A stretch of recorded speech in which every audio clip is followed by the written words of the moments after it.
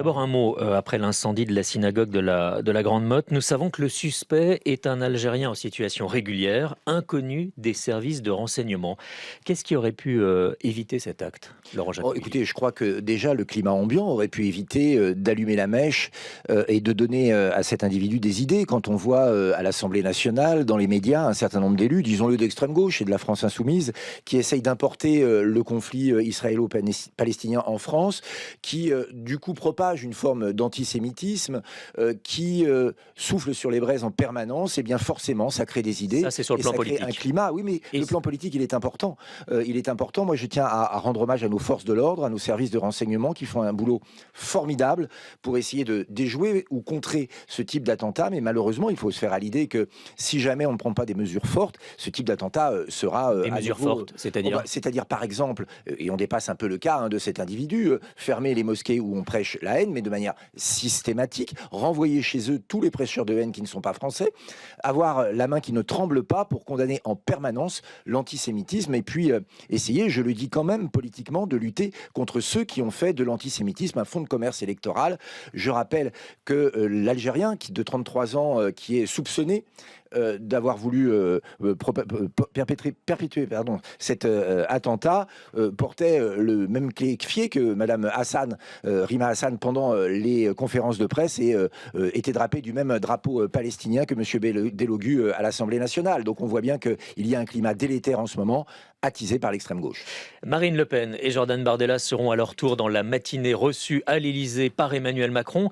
Est-ce que le Rassemblement national se préoccupe de savoir qui sera le prochain Premier ministre? Nous sommes très préoccupés et très préoccupés par la situation, c'est-à-dire que jamais la France n'a eu besoin d'un gouvernement politique d'action comme aujourd'hui. On le disait tout à l'heure, l'insécurité explose, on l'a vu avec cette tentative d'attentat, l'immigration devient incontrôlée, la dette de plus de 3 Donc 000 milliards, ça veut dire donc quoi? il faut prendre des Ça veut décisions. dire que le premier message, c'est Emmanuel Macron, dépêchez-vous de nommer un Premier ministre? Non, le premier message, c'est Emmanuel Macron. Pourquoi est-ce que vous avez joué avec le feu? Maintenant, vous vous êtes brûlé. Le piège s'est refermé sur vous, à vouloir utiliser la France insoumise pour empêcher le Rassemblement national d'arriver au pouvoir avec des alliances contre nature. Je rappelle que c'est la France insoumise qui a fait élire Madame Borne. C'est la France insoumise qui a fait élire Monsieur Wauquiez. Eh bien, à jouer. Ça, c'est le constat de ce qui s'est Oui, oui, passé. mais à jouer avec ces petites tractations contre nature, on en arrive aujourd'hui à avoir un pays ingouvernable au moment où on n'a jamais eu autant besoin d'un gouvernement fort. Mais Marine Le Pen et Jordan Bardella confirmeront bien qu'ils ne veulent pas de ministre de la France insoumise et d'écologistes au gouvernement. Oh oui, et puis je pense qu'on peut aller plus loin. Je pense que un gouvernement Canada Dry, qui serait un gouvernement LFI sans ministre LFI, c'est la même chose. Si c'est pour augmenter les impôts de 250 milliards, pour nous, c'est non. Et un Si c'est pour régulariser les sans-papiers, c'est non. gouvernement avec quelqu'un qui viendrait, sinon du bloc central, en tout cas qui serait plus proche des macronistes. Non mais attendez, on ne va pas rentrer dans une négociation pour adouber des gens qui ne vont pas dans le bon sens. Les questions que posent les consultations des d'Emmanuel Macron, c'est qu'est-ce que Non mais sont attendez, prêts à accepter les différentes forces politiques. je vous entends, mais la seule consultation qui compte, c'est celle du peuple. Or, le peuple s'est prononcé. Le premier parti de France, c'est le Rassemblement national. 11 millions d'électeurs, 143 Mais est-ce que députés. vous défendez une solution pour un Premier ministre? Mais il faut un Premier ministre. Voilà. Mais force est de constater que ce Premier ministre n'aura pas de majorité. C'est clair.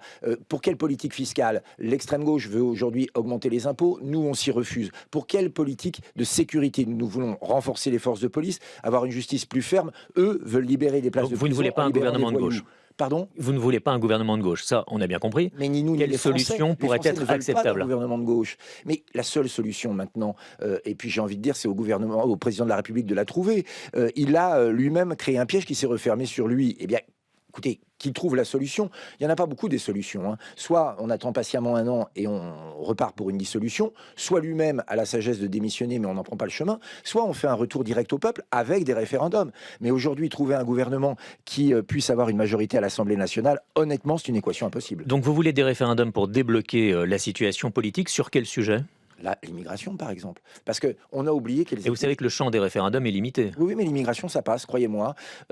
Aujourd'hui, les Français ont, en votant pour le Rassemblement national très largement, mis 3 préoccupations sur la table. Moins d'immigration, plus de sécurité, plus de pouvoir d'achat. Eh bien, je crois qu'il faut les entendre et non pas mener une politique de gauche ou de centre qui a ruiné la France depuis tant d'années, dont les Français ne veulent plus. Mais pour des référendums, il faut qu'ils soient organisés sur proposition du gouvernement ou des deux assemblées. Bon, vous ne serez pas au gouvernement, vous n'êtes pas majoritaire dans une assemblée ou dans l'autre. Comment Le président de la République peut déclencher aussi un référendum, mais encore faudrait-il avoir un président de la République qui se soucie de la France. On a l'impression qu'on a un président de la République qui joue avec les institutions, qui Mais- joue avec la Ve mais République, quand vous proposez comme des on joue référendums, avec un jouet. ouais. Peut-être. Quand vous Est-ce que proposez c'est des... pour s'amuser? Est-ce que c'est pour se tranquilliser? Est-ce que c'est pour espérer demain revenir avec une majorité? On n'en sait rien, mais la France souffre et le président joue. Tout cela n'est pas sain. Mais est-ce que vous proposez des référendums finalement pour proposer quelque chose ou est-ce que vous y croyez? Est-ce que Quand on c'est fait une, de la politique, est-ce que c'est une vraie solution? Quand on fait de la politique, c'est qu'on croit à ce qu'on propose. Nous, ce qu'on veut, c'est que la France aille mieux. Et on sait que pour qu'elle aille mieux, il faut moins d'immigration. On sait que pour qu'elle aille mieux, il faut plus de pouvoir d'achat. Tiens, par exemple, cette proposition que nous faisons depuis longtemps, dont on sait qu'elle marche, de diminuer la TVA, la ramener à 5,5% sur les énergies. Est-ce que le président de la République est capable d'être moteur dans cette proposition que nous faisons? Nous verrons bien. Force est de constater qu'aujourd'hui, il semble plus gérer le chaos pour son confort personnel que de se soucier de l'intérêt des Français. C'est son point commun avec Jean-Luc Mélenchon d'ailleurs. Le Rassemblement national a aussi donné l'impression, dans ses expressions la semaine dernière, d'attendre déjà la prochaine dissolution. Est-ce qu'on peut passer 10 mois sans qu'il ne se passe pas grand-chose? Mais il ne se passera rien. Il ne se passera rien parce que je vous le dis, il n'y aura pas de majorité pour soutenir un gouvernement aujourd'hui. Et donc malheureusement, donc 10 la mois où il ne se dissolution, passera rien. la dissolution semble être la solution la plus probante pour pouvoir retrouver une nouvelle majorité. Une fois encore, le président de la République a refusé d'entendre les Français. Les Français voulaient une majorité Rassemblement national. Il a tout fait pour que ça n'arrive pas avec des alliances contre nature. Il en paye aujourd'hui le prix. On ne peut pas tourner le dos à la voix populaire. On ne peut pas faire un bras d'honneur à l'expression des Français, sinon on arrive à une situation de blocage. Et bien malheureusement, nous y sommes. Il y a l'un des gros sujets pour le gouvernement, le futur gouvernement, ça sera le budget de la France.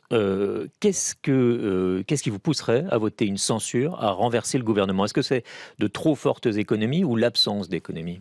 Écoutez, on se dirige vers un budget qui serait à l'inflation près le même en termes financiers. Ça, c'est que le proposé par précédent. Gabriel Attal. Il n'est pas obligé d'être pris par le prochain On verra gouvernement. bien, c'est le seul indice qu'on a. Ouais. On joue avec les cartes que l'on nous donne.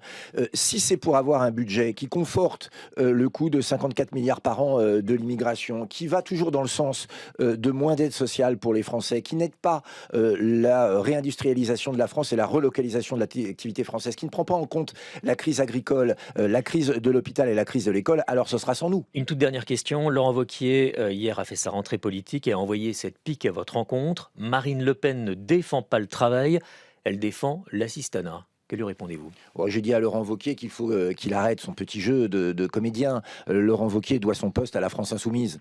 Laurent Wauquiez passe son temps à essayer de vendre ses électeurs à la Macronie. Je pense que Laurent Wauquiez devrait retrouver. Pourquoi vous dites que Laurent Wauquiez doit son poste à la France Insoumise? Parce que lui, comme beaucoup de députés de son groupe, ont été élus parce que des candidats de la France Insoumise se sont désistés en leur faveur. Dans cette grande union improbable de l'extrême gauche, du centre et de ce qui reste de la droite.